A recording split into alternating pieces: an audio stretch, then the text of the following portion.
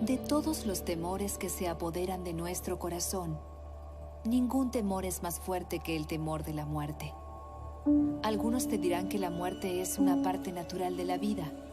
Pero si la muerte es solamente parte de la vida, entonces ¿por qué provoca tanto enojo y tristeza? Cuando Dios creó a la humanidad, su intención era que con el paso del tiempo creciéramos más y más hermosos. Pero en un momento trágico, desatamos el pecado en el mundo y todo se quebró, incluyendo nuestros cuerpos. La muerte es la consecuencia máxima del pecado, y por eso el corazón de Dios se llena de ira y tristeza aún más que el nuestro, porque la muerte no era parte del plan original de Dios. La Biblia dice que cuando Jesús se acercó al sepulcro de su amigo Lázaro, se estremeció con enojo y sus ojos se llenaron de lágrimas. Estaba conmovido con el sufrimiento causado por la muerte, una maldición provocada por nosotros mismos. La maldición de la muerte era física, tanto en el mundo como nuestros cuerpos estaban en deterioro. Pero la maldición de la muerte también era espiritual, separando a la humanidad eternamente de su Creador, la fuente de toda luz, amor y vida. Pero debido al increíble amor de Dios, Él escogió renunciar a todo poder y gloria para rescatarnos de la muerte. Jesús, el único Hijo de Dios, fue expulsado de la presencia del Padre y arrojado a la oscuridad absoluta, tomando nuestro lugar. Tomó sobre sí mismo la maldición que pertenecía a la humanidad, liberándonos de la atadura que tenía la muerte sobre nosotros y comprándole un lugar a la humanidad al lado del Padre para siempre. Llegará el día cuando por fin regrese el verdadero Rey para restaurar al mundo a su máximo esplendor, y nosotros juntamente con Él, renovando tanto nuestras almas como también nuestros cuerpos. Seguirás siendo tú mismo, pero aún más. Finalmente serás el verdadero tú. Nuestro futuro no es un futuro etéreo, uno que es impersonal. No vas a estar flotando entre las nubes. Vas a caminar, comer, reír, abrazar y cantar con grados de poder y júbilo que ni puede imaginarse ahora.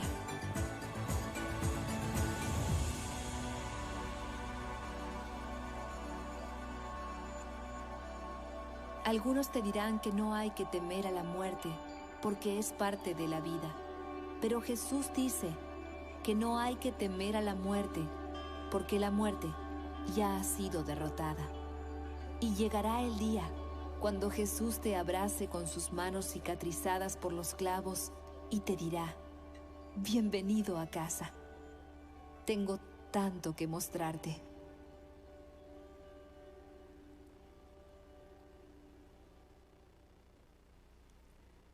De regreso a casa. Hoy estamos terminando esta serie que la titulamos así: De regreso a casa, la vida después de la muerte, y hablar de este tema tan difícil en este tiempo, donde la muerte es pan de cada día. Pero queremos hablar a la luz de la palabra de Dios, qué tiene que decirnos el Señor en su palabra acerca de este tema que es difícil hablar, y como hemos dicho, ojalá se vuelva un tema en el cual podamos dialogar en familia, no de una manera otra vez tétrica, morbosa, terrible, no, sino no como ese que ¡ay, me voy a morir! No, sino que podamos pensar qué hacer si eso pasa y ver la muerte de otra manera, porque somos seres trascendentes, y tratar de quitar de nuestra mente y nuestro corazón tantas ideas erradas y equivocadas alrededor de este tema. Cosas como que del cielo échame una miradita, o le voy a jalar las patas, o aquí están penando, ¿cierto? Tantas cosas, o me voy a comunicar con los muertos. Recuerden lo que hemos dicho, hemos leído en la palabra de Dios que el que muere, dice que sus emociones, sus odios, todo desaparece. Y algunos preguntan, pero yo voy a poder encontrar allá a mi esposa, a mis hijos. Miren, nos vamos a encontrar los que conocemos a Jesús, pero más detalles del asunto. Jesús dijo que ni se casarán, ¿sí?, ni se darían en casamiento. Entonces uno dice, ¿pero qué? ¿Será que vamos a poder identificar? Mire, hemos tratado de enseñar lo que la palabra de Dios nos muestra claramente, y hay cosas que no sabemos, pero con lo que sabemos podemos vivir y seguir adelante. Y hoy, al cerrar esta serie de regreso a casa, y ojo que al hablar de este tema, Y hablar de lo que la Biblia dice acerca de la muerte, lo que el Señor enseña acerca de la muerte, tampoco es que queremos animar a que se mueran, ¿sí? Que todo el mundo salga de acá, ¡ay, me quiero morir, qué rico! No, tampoco. Porque si estamos en esta tierra, y escúcheme bien, si somos sobrevivientes de esta pandemia, ¿o no? ¿Cuántos familiares y amigos se han muerto en esta pandemia? Como un amigo me decía, esto parece una guerra, uno no sabe quién muere, ¿sí? Han fallecido primos, tíos, vecinos, amigos. Nosotros estamos vivos, y si Dios nos deja vivos, si Dios nos da la oportunidad de vivir, es porque Él espera que nosotros hagamos algo en esta tierra que realmente sea significativo, porque todavía no nos recoge, porque no hemos cumplido todavía nuestra tarea. Como Pablo decía, quedarme aquí es más necesario, pero irme es lo mejor. Por eso digo, no es que estemos anhelando morir, pero sí ver la muerte con otros ojos. No es se acabó, como decía Jairo Ricardo hace 8 días, es una partida, una despedida, pero claro, toda despedida, toda partida puede ser dolorosa, y por eso podemos llorar, como decíamos en el primer episodio, pero con esperanza, como decíamos en el segundo episodio. Quiero que hoy veamos un relato, una historia, pero uno se pone a pensar, ¿qué historia? Quiero que veamos un texto que nos habla acerca de que el cielo sí existe y el infierno también. ¿Sí? Hay una película que se llama El cielo sí existe. Porque hay gente que dice, no, el cielo y el infierno están en la tierra. Al que le va bien está en el cielo, y al que le va terrible está en el infierno. Y todo se vive aquí. No, yo quiero decirle, hay un cielo y hay un infierno. Y no es un cuento de niños, ni tampoco fue inventado para asustarnos. Ay, el infierno, yo no quiero esto. No, hay algo mucho más en esto. Y hay un relato en el cual quiero que pensemos en esta mañana. El relato de el rico y Lázaro, que algunos han dicho es una parábola o es una historia real. Quiero primero que la leamos. Yo voy a pedirle que me ayuden y vamos a poner el texto aquí en pantalla para que ustedes lo puedan ver. Dice así, Jesús comienza a narrar. Había un hombre rico que se vestía como lujosamente. Ponga la atención al texto, por favor, porque el solo leer la palabra de Dios ya trae bendición a la vida. Dice lujosamente, y daba espléndidos banquetes todos los días. Imagínense, a la puerta de su casa se tendía un mendigo llamado Lázaro, que estaba cubierto de llagas. El texto continúa y dice, y que hubiera querido llenarse el estómago con lo que caía de la mesa del rico. Hasta los perros, y ojo que los perros no eran como en esta época. Ahora usted duerme con el perro, consiente al perro. El perro era un animal terrible e inmundo en aquella época. Era casi como un carroñero, como una rata, por decir así, un chulo si quiere decirlo. Era un animal despreciado. Dice que los perros, dice, vea lo que dice, resulta que murió el mendigo y los ángeles se lo llevaron para que estuvieran al lado de Abraham. También murió el rico y lo sepultaron. Y el texto continúa, en el infierno, en medio de sus tormentos, el rico levantó los ojos y vio de lejos a Abraham y a Lázaro junto a él. Así que alzó la voz y lo llamó, Padre, Abraham, ten compasión de mí y manda a Lázaro que moje la punta del dedo en agua y me refresque la lengua, porque estoy sufriendo mucho en ¿qué dice? Fuego.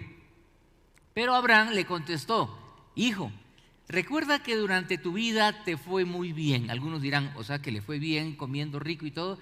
Está hablando Jesús en términos obviamente humanos, ¿cierto? Le fue bien, mientras que a Lázaro le fue muy mal, pero ahora a él le toca recibir consuelo. Ojo con esta palabra, aquí y a ti sufrir, ¿qué dice? Terriblemente.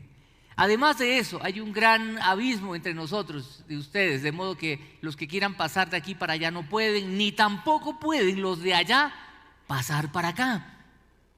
Él respondió, entonces te ruego, Padre, que mandes a Lázaro. Mira, mandoncito el rico, ¿cierto? Hasta muerto. Manda a Lázaro a la casa de mi padre. No le dice a Abraham, ¿por qué no vas tú? No, manda a Lázaro para que advierta a mis 5 hermanos y no vengan ellos también a este lugar de tormento. Piensa solo en los hermanos, el mugroso este. Pero Abraham le contestó, ya tienen a Moisés y ¿a quién? Y a los profetas, que les hagan caso a ellos. No les harán caso, padre Abraham, replicó el rico. ¿Cómo conocía a su gente, verdad? Que eran duros de corazón. En cambio, si les presentara uno de entre los muertos, entonces sí se arrepentirán. Abraham les dijo, si no le hacen caso a Moisés y a los profetas, tampoco se convencerán, aunque alguien se levante de entre los muertos. Este texto ha sido muchas veces malentendido y algunos con base en este texto han comenzado a decir, ya ve, uno se puede comunicar. Imagínese si este texto fuera verdad. Usted se imagina si usted recibió a Jesús y está en el cielo y de pronto encuentra un familiar que no llegó al cielo. ¡Ay, vea, el pastor se quedó! ¿Sí? Y se encuentra ahí alguien que no le caía mal. Vea ese desgraciado, quémese, quémese. ¿Sí? No, dice la Biblia que no va a haber ni pasiones, ni odios, ni nada. Entonces uno pregunta, ¿y qué es lo que Jesús está diciendo entonces? ¿Qué está enseñando Jesús? Si la Biblia dice que los muertos no tienen memoria y los odios y las pasiones, todo eso pasará, ¿a qué se refiere este relato? Algunos dicen que esto es una parábola, otros dicen no, no es parábola, porque las parábolas no tienen nombres de personajes. Aquí dice Lázaro y algunos hasta han buscado el nombre del rico. Mire, sea parábola o no sea parábola, quiero decirle algo. Este es un relato que nos muestra verdades muy importantes.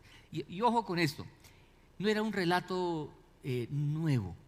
Este relato era parte de lo que en la literatura rabínica ya existía y que tiene orígenes inclusive mucho más ancestrales.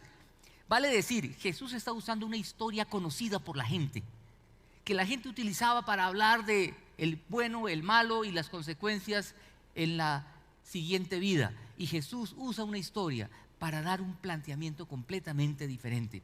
Y este texto que habla de contraste, ve el contraste. Por un lado hay un rico y del otro lado ¿qué? Pobre. Alguien que come, dice, abundantemente y otro ¿qué? Que pasa hambre. Otro que se viste lujosamente y otro ¿qué? Lleno de llagas. Contraste. Jesús usó muchos contrastes para enseñar, contrastes entre personas inclusive. Recuerden algunos casos, por ejemplo, el fariseo y el publicano. El fariseo, el religioso de la época, el publicano, el recaudador de impuestos, despreciado, un contraste. Los dos ladrones que estaban crucificados al lado de Jesús, contraste entre dos personas, uno que recrimina y el otro que le dice, acuérdate de mí cuando estés con tu padre. Contraste. Contraste de los dos hijos, ¿se acuerdan el hijo pródigo? El hijo que coge la herencia y se va. El otro que se queda en casa, juicioso, pero su corazón estaba lejos del Padre realmente. Las dos hermanas, ¿se acuerdan de María y Marta? Marta y María, una afanada haciendo las cosas en la casa y la otra queriendo escuchar a Jesús. Jesús muchas veces usó contraste de personas y acá hay otro contraste, el rico y Lázaro, y aprovecha una historia conocida por la gente para dar enseñanzas profundas que retan inclusive la forma de pensar de la gente de aquel entonces como la de nosotros hoy. Por eso en este relato, que también tiene semejanzas muy importantes, así como hay contrastes, y semejanzas como cuáles, por ejemplo, que ambos ¿qué? Mueren, ¿sí? Y la Biblia dice, todos vamos a morir. ¿Quiénes son? Ahora, la Biblia también dice, no todos moriremos, hablando de la segunda venida. Si alguno va a estar en la venida del Señor, pues no morirá. Pero de resto, dice la Biblia, todos moriremos, ¿sí? Ambos mueren, ¿sí? Hay semejanzas. Ambos tienen un destino eterno. Hay semejanzas. Ambos tienen que dar cuenta. Y quiero que pensemos en esto, en este relato, y quiero que 3 enseñanzas muy importantes podamos sacar de este pasaje. Lo primero que quiero decirles es que en este texto podemos ver, ¿sí? Y ojo, y antes de poder mirar el texto, quiero que piensen, Jesús, ¿qué tenía en mente aquí? Mirar qué está sucediendo en el escenario, en el momento, lo que llamamos el contexto. Es tan importante. Ojo con esto, por favor. Cuando usted lea la Biblia, siempre piense en el contexto. Si yo le digo a mi esposa, uy, mi amor, te mato, y alguien me graba y lo saca por las redes sociales, pastor, amenaza de muerte a esposa. Y usted muchas veces puede decir de manera chistosa, uy, no, te mato, te ahorco, ¿sí? Y no significa que lo va a hacer, ¿cierto? Mirarle el contexto es supremamente importante. Jesús, ¿a quién se dirige? A sus discípulos, a la gente, pero ¿sabe a quién en especial? Y escúcheme bien, a los fariseos, los religiosos de esa época. Porque si uno mira un poquito más atrás, yo quiero que usted vea lo que dice Lucas 16, 14, y quiero que lo vea aquí, si me ayudan, ahí está, vea. Dice, oían todo esto, ¿quiénes? En ese tiempo habían fariseos, eran religiosos, los saduceos eran otros religiosos, fariseos, saduceos y un montón de feos, y digo feos porque su corazón no estaba con el Señor, muy religiosos pero lejos de Dios. A quienes les encantaba, ¿qué cosa? Imagínense, les encantaba la plata, esos sinvergüenzas, les encantaba el dinero. ¿Y qué hacían? Y se burlaban ¿de quién? Y se burlaban de Jesús. A estos fariseos les encantaba la plata y se burlaban de Jesús. Y dice el texto, Él les dijo, ustedes, dice, se hacen los buenos ante la gente, pero Dios conoce sus corazones. Dense cuenta, dice, de que aquello que la gente tiene en gran estima es, ¿qué cosa? Dígale usted, detestable ante Dios. O sea, Jesús no tuvo problemas en confrontar esa religiosidad y ese pecado en el corazón de esta gente. Jesús está lanzando este relato del rico y el mendigo, pensando en esta gente que es amante de la plata, ¿sí? Como hoy también hay muchos religiosos amantes de la plata. Usted ha escuchado, ¿cierto? Por ahí esos pastores que andan en carros blindados y no sé qué más y qué cosas. Gracias a Dios por la confraternidad y sus iglesias. Usted no va a encontrar en la confraternidad pastores que se hayan hecho rico en las iglesias. Gracias a Dios por eso, porque todo lo que esta iglesia recoge es para dar. Y así fue. Y el pastor fundador no salió rico, y el pastor sucesor tampoco. Y quien está acá también, que me revisen, ¿cierto? Porque lo que queremos es dar, porque hemos entendido que hay más dicha en dar que en recibir. Y cuando Jesús le habla a esta gente, le dice, ustedes que aman la plata, escuchen este relato que es conocido por ustedes, pero escuchen ahora cómo yo se los voy a contar. Y después de contar el relato, es importante ver lo que sigue. Apenas termina el relato del rico y Lázaro, el capítulo 17 empieza de esta manera. Vea el texto lo que dice. Dice así: luego dijo Jesús a sus discípulos, los tropiezos son inevitables, pero ¡ay de aquel que los ocasiona! Les está diciendo ustedes, ojo, porque pueden ser tropiezos. Y es una advertencia para todos nosotros también, porque podemos ser tropiezo para otras personas. Nosotros que conocemos la palabra de Dios, quienes nos ven en la transmisión también, conocemos la palabra de Dios, y si salen aprendiendo a conocerla, qué rico conocer la palabra de Dios, pero es una responsabilidad también, como todo en la vida, cuando uno adquiere algo. Y Jesús le dice, cuidado. Por eso es tan importante mirar qué sucede alrededor de este relato. Por eso en el mismo Evangelio de Lucas, ¿sabe? Juan el Bautista se dirige a estos religiosos, estos fariseos, y les dice algo también, porque cuando Juan el Bautista aparece bautizando y el bautismo del arrepentimiento, la gente llegaba y se arrepentía, así, ay, sí, yo estoy arrepentido, y llegaba esta gente, y Juan el Bautista preocupado porque notaba que no había sinceridad en ellos, les dice lo siguiente, vea el texto aquí en pantalla, dice, produzcan frutos que demuestren, ¿qué cosa? Arrepentimiento, mejor dicho, den evidencia de esto. Produzcan frutos, dice, de arrepentimiento, y no se pongan a pensar, tenemos a Abraham por padre, porque les digo que aún de estas piedras Dios es capaz de darle hijos a Abraham. Esta gente se ufanaba, se jactaba y decía, yo soy hijo de Abraham. Para ellos, decir hijo de Abraham es como yo soy de la fe, como decir hoy, yo soy de Cristo Jesús, yo soy de la confra, ¿cierto? Sentirse como orgulloso de su fe. Y Juan el Bautista le dice, ojo, cuidado, cuidado. Por eso que en este relato, qué importante poder pensar lo que Jesús está tratando de enseñar. Y solo hay 3 aspectos que quiero resaltar. Lo primero que quiero que recuerde este relato es que todos, ¿sí?, seremos juzgados. Todos vamos a ser juzgados un día. Y todo lo que nosotros hacemos, vamos a dar cuenta delante de Dios. Porque hay cosas que uno puede hacer escondidas y nadie sabe. No, nadie se enteró. Todo delante de Dios saldrá a la luz y todos vamos a ser juzgados. Esa no es una palabra que a nadie nos gusta. Yo sé que usted viene un domingo aquí o nos está escuchando y espera que yo le diga, mira, Dios nos ama, Dios te quiere abrazar. Sí, eso es verdad, pero perdónenme, tengo que decirle también que la Biblia dice que todos vamos a ser juzgados. Y eso es una voz de advertencia. Y que delante de Dios ninguna maldad va a quedar en la impunidad. Todos vamos a dar cuenta de lo que hacemos. Delante de Dios algún día vamos a dar cuenta. En esta tierra muchas injusticias, maldades quedan en la impunidad, pero delante de Dios ninguna de ellas va a quedar impune. Todos seremos juzgados. Ahora escúcheme, aquí no se está juzgando, y ojo aquí, al rico por rico se va al infierno y el pobre por pobre se va al cielo. No, no se trata de eso, por favor. No, se trata que el rico es condenado, ¿por qué? Por insensible, por indolente, no tenía misericordia. La palabra de Dios le enseñaba a tener misericordia y él no la tuvo. Y el pobre no es que se salvó por ser pobre. Se salvó porque el relato no lo dice, pero a la luz del contexto de los evangelios y de toda la escritura podemos encontrar, no es que el pobre se salva por ser pobre. La gente se salva por ser pobre en espíritu, que es diferente. por ser humilde delante de Dios y reconocer su pecado. Porque uno de los problemas más tenaces para el ser humano es el orgullo. Y somos tan presumidos que presumimos hasta de lo que no tiene. Y el pobre puede presumir hasta de su pobreza. ¿No he escuchado a pobre decir, soy pobre, no tengo nada, no se meta conmigo? ¿Sí? Cae en la boca, ¿sí? Deje de ser tan presumido de lo que no tiene. ¿No he visto a gente cómo levanta lástima muchas veces? No tengo nada, soy pobre, y todo el mundo, ay, pobrecito, ayudémosle, ¿sí? Dios ve el corazón, como hemos leído aquí en la palabra de Dios.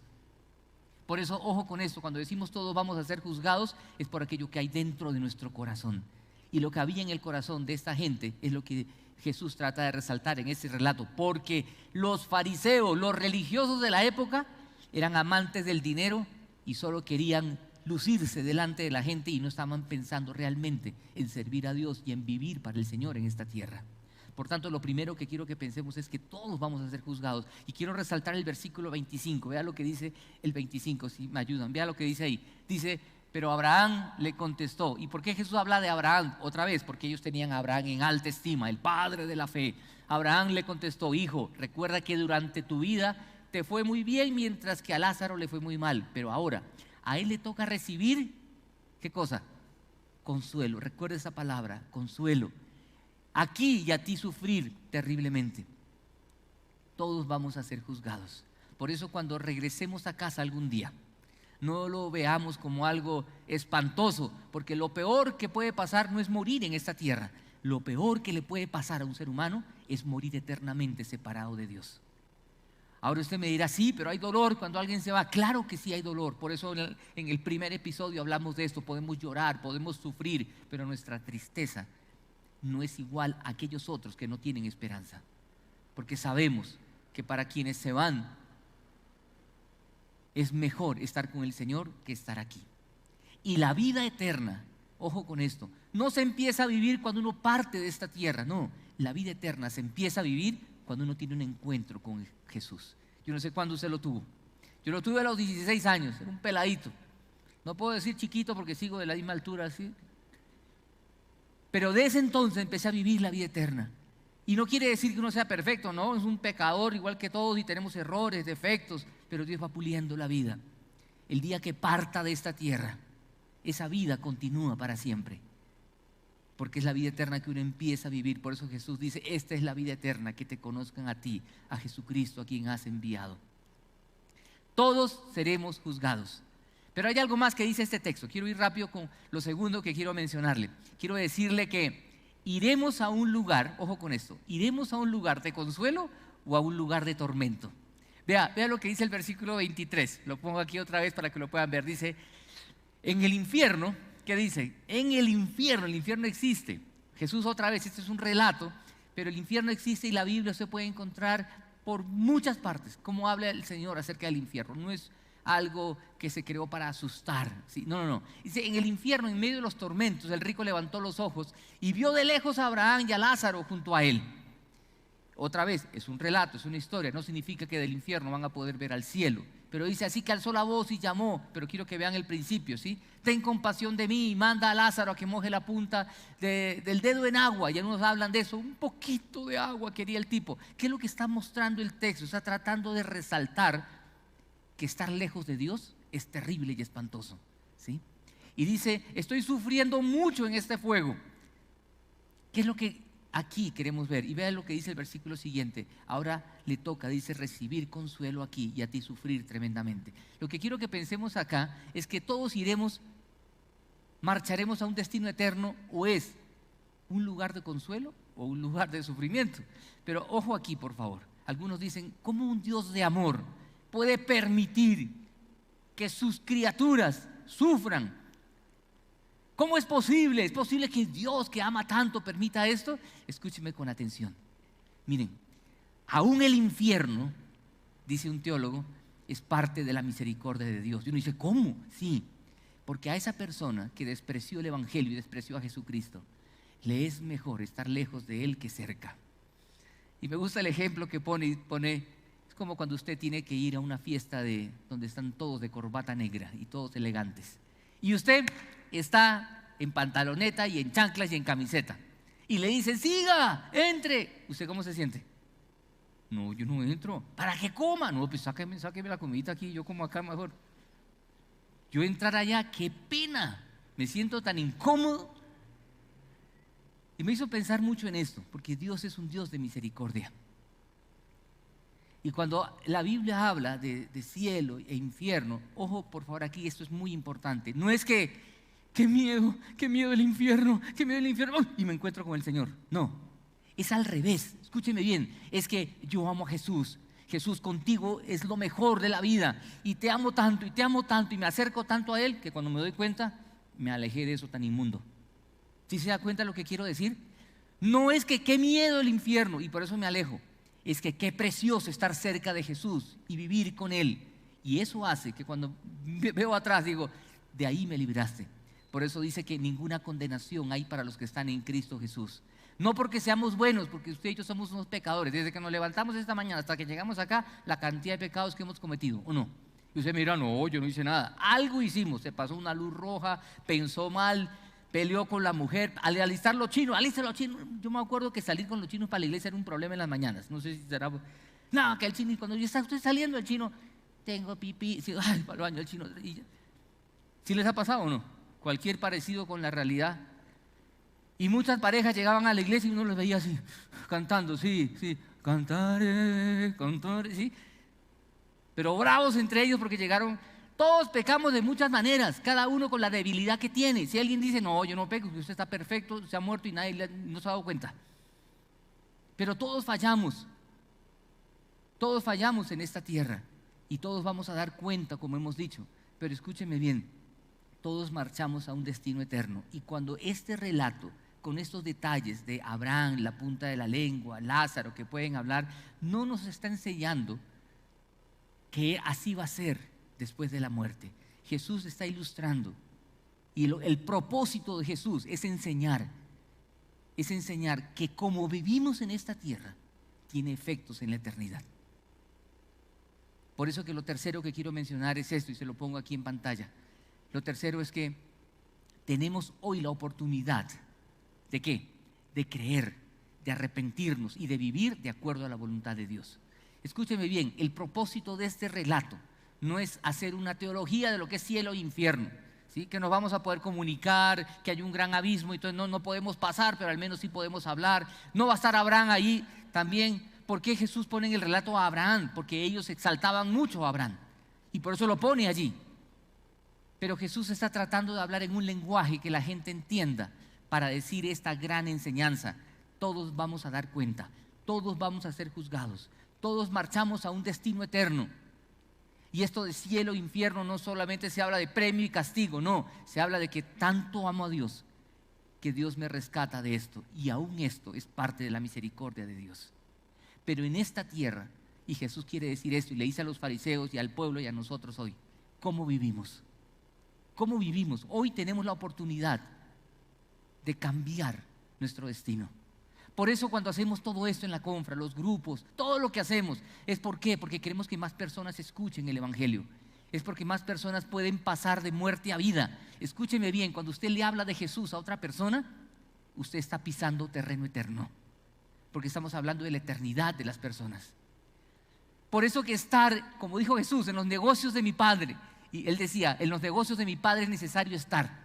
Hoy los muchachos piensan en su posgrado y está bien, los felicito. Y se quieren ir al extranjero a seguir estudiando. Qué bueno, mi hija se fue este viernes a seguir con sus planes, con sus proyectos, despedirla, eche para el avión, vaya para allá. Uno llora y pues luego digo que se vayan y que vuelen y que hagan la vida.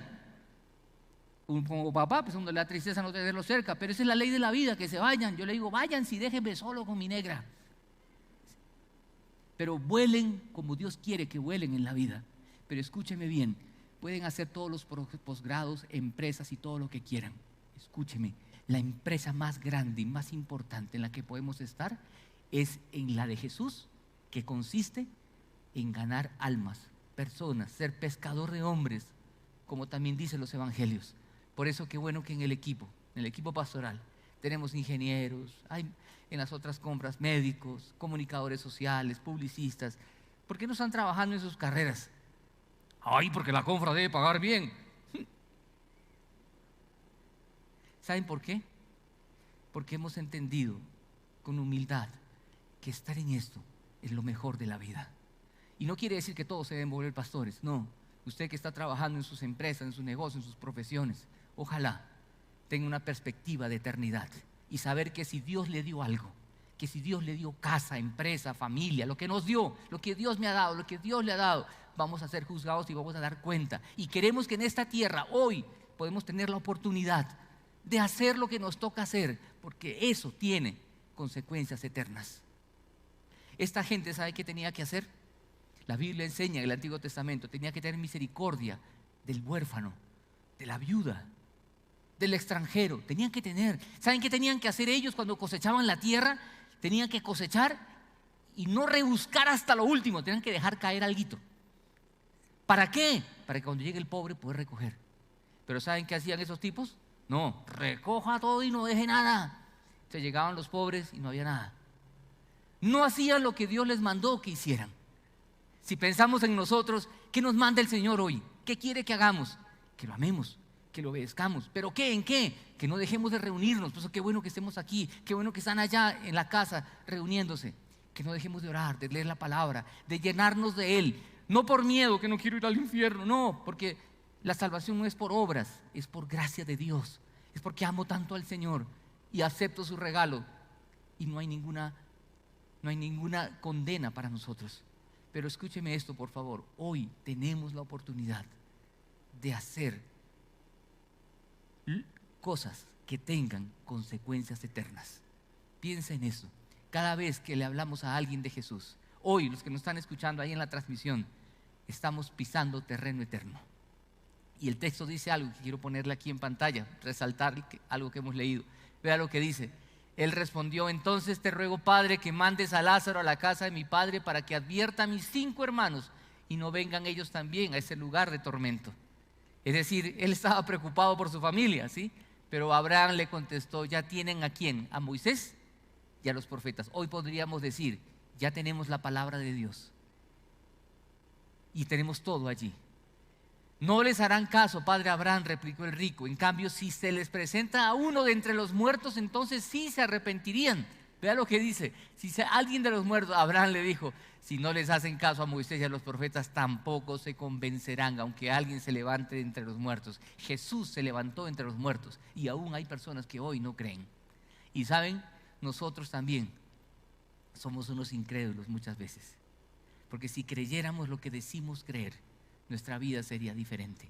Pero muchas veces sufrimos en las relaciones interpersonales, sufrimos de tantas maneras. Hay tantos líos a nivel relacional, familiar, con la familia extendida, porque muchas veces no creemos, y hablo en primera plural, no creemos lo que decimos creer. Sí, creemos, pero luego flaqueamos. ¿Qué pasa cuando usted va al médico y el médico le dice, le tengo una buena y una mala noticia? Y usted en ese momento, ¿qué siente? Diga la verdad. Un frío, ¿cierto? Y uno lo primero que dice, dígame la mala, ¿sí? A ver si la buena compensa. ¿Por qué? Porque pensamos inmediatamente, me voy a morir. Dígame, ¿el morir no es ganancia, no hemos dicho? Ahora usted me dirá, sí, pero me preocupan mis hijos. ¿Ya no hemos hablado de este tema? Dios es mejor padre que usted y yo y que todos nosotros juntos. ¿Saben? Nos cuesta tanto creer que nos aferramos a este mundo. Por eso es que muchas veces queremos, como este hombre rico, tener, como esa otra parábola de Jesús, ese relato del hombre rico que acumuló, ¿se acuerdan? Sus graneros y amontonó, y luego se le dice, esta noche vienen a pedir tu alma, ¿de quién será todo lo que has acumulado? No estoy en contra que usted tenga, por favor. Qué bueno que alguien prospere y crezca. Qué bueno que avance en la vida y tenga todo eso. No solamente se necesitan pastores y misioneros en el cuerpo de Cristo, se necesita también de hombres de negocios, empresarios que puedan ser influyentes y llegar a lugares donde es difícil llegar con el Evangelio y poder decirle a la gente, en Jesús hay esperanza y en esta tierra podemos hacer cosas que tengan realmente trascendencia, porque vamos a dar cuenta también de todo lo que tenemos. Por eso cuando uno vive con esta perspectiva, vale la pena vivir. Uno se puede levantar en la mañana y tiene motivos para vivir. No me diga que sus motivos son sus hijos, su mujer o su esposo o su padre. Motivos para vivir es que vivimos para Él. para el Señor. Y me puedo levantar cada mañana y decirle, Señor, estoy vivo para ti y quiero hacer algo que tenga realmente repercusión eterna. Este texto, y otra vez repito y resalto, no trata de hacer teología acerca de los detalles de la vida después de la muerte, sino mostrar estas enseñanzas tan puntuales que quiero que queden en nuestro corazón. A manera de conclusión, yo quiero ponerle aquí algo en pantalla, si me ayudan por favor. Lo siguiente, dice así. Gracias. Todos seremos ¿qué? Juzgados, y un destino eterno nos espera. El cielo y el infierno sí existen. Mientras estamos vivos, podemos creer, cambiar y vivir como el Señor espera que vivamos. No solo es la mejor manera de vivir, sino que es la única manera de tener un regreso a casa gracias a lo que Jesús hizo por nosotros. Vivir en esta tierra amando a Jesús es lo mejor. Por eso no es que yo vivo en esta tierra desenfrenadamente y cuando me vaya a morir en el último minuto me arrepiento. Una persona que dice eso no ha entendido el Evangelio, porque piensa que vivir desenfrenadamente o en los placeres de este mundo eso lo hace feliz. Mire, qué rico que usted pueda disfrutar de placeres, nadie dice que no, pero quiero decirle que nuestro mayor placer y anhelo sea amar a Jesús y vivir para Él. Le quiero dejar dos preguntas para pensar. Estamos ya terminando y le pido que por favor no se mueva todavía de sus puestos, porque queremos por protocolos de seguridad y cuidarnos a todos, tener todos los cuidados posibles. Pero le dejo esta pregunta, la primera. Dice, ¿cómo puedo estar seguro de tener un verdadero regreso a casa? ¿Cómo? Poniendo mi vida en las manos de Jesús. No creyéndome muy bueno o tan malo, sino que poniendo mi vida en sus manos. Y la segunda pregunta que quiero que pienses es la siguiente. ¿En qué áreas de la vida necesito vivir como el Señor quiere? ¿En qué áreas de la vida me falta? No me diga que usted está muy joven todavía o que usted está muy viejo. Uno puede servir al Señor a cualquier edad. No me diga tampoco que ya serví mucho. Qué tristeza cuando alguien dice, yo ya serví mucho, tantos años. No, uno no se pensiona de servir al Señor. Yo anhelo pensionarme, ¿sí? Y usted mira, ¿para qué? Pues al menos para no hacerle carga a la iglesia, ¿sí? ¿Usted es carga a la iglesia? Sí, claro, la iglesia nos paga un sueldo a los pastores para poder vivir, pero no para hacernos ricos, por si acaso. Y si usted cree que nos hacemos ricos, le cambio el puesto. Pero escúcheme con atención y quiero terminar con esto. Este relato nos muestra que todos seremos juzgados, que hay un destino eterno que nos espera y hoy evaluemos nuestra vida. Lo que estamos haciendo hoy tiene repercusión eterna. No nos enredemos en tantos líos de esta vida. No nos enredemos en tantos temas emocionales, económicos, personales, tantos líos. Estos líos deben ser pasajeros porque marchamos a un destino eterno. En esta tierra somos peregrinos, estamos solo de paso. Algún día vamos a partir, no sé cuándo, pero que podamos partir diciendo, Señor, en esta tierra he hecho lo que tú me has pedido que haga. Y lo he hecho de la mejor manera que he podido, porque quiero servirte con lo que tú has puesto en mis manos. Quiero pedirles que oremos. Vamos a orar y buscar al Señor y decirle, Señor, quiero vivir en esta tierra como tú quieres que vivamos. No quiero ser un religioso de esos a los cuales tú les hablaste, sino quiero ser una persona que vive en una profunda e íntima relación contigo. Acompáñenme a orar. Los que están allá en la transmisión, oremos juntos. Señor, en esta mañana venimos ante ti y te pedimos, Señor, al terminar esta serie de regreso a casa, queremos ver la vida y la muerte con otros ojos. Ver la muerte como algo tan diferente, algo que es una partida para encontrarnos contigo y disfrutar de cosas que ni siquiera podemos imaginar, que tú tienes preparado para nosotros y por la eternidad. Porque fue el modelo original, lo que tú diseñaste para nosotros. Señor, pero mientras estamos en esta tierra, queremos vivir como tú quieres que vivamos. Señor, no permitas que nos confundamos. No permitas que miremos para otro lado, que nos distraigamos. Señor, no permitas que los problemas de esta tierra, no permitas, Señor, que la economía, los problemas económicos, de salud, de enfermedad o esta pandemia haga que nuestros ojos miren para otro lado. Señor, venimos ante ti como seres frágiles, vulnerables, que reconocemos que podemos distraernos y podemos perder la brújula. Queremos tener los ojos siempre puestos en ti. Y al pensar en tu palabra, decirte, Señor, Gracias porque tenemos no solo a Moisés y los profetas, tenemos toda tu palabra para leerla, para meditarla, para atesorarla, para vivirla. Y gracias porque tú te levantaste de los muertos y estás vivo hoy. Gracias por estar en nosotros, en medio de nosotros. Señor, extiende tu mano de bendición sobre cada uno de los que estamos aquí y sobre cada uno de los que nos está escuchando allá en la transmisión, en sus casas, en donde estén. Señor, bendícenos para bendecir. Y que en esta tierra pongamos todo lo que somos y tenemos a tu servicio, para que más personas puedan pasar de muerte a vida y darte la gloria y la honra por siempre. Bendito seas, Jesús. Gloria a ti. En tu nombre oramos. Amén y amén.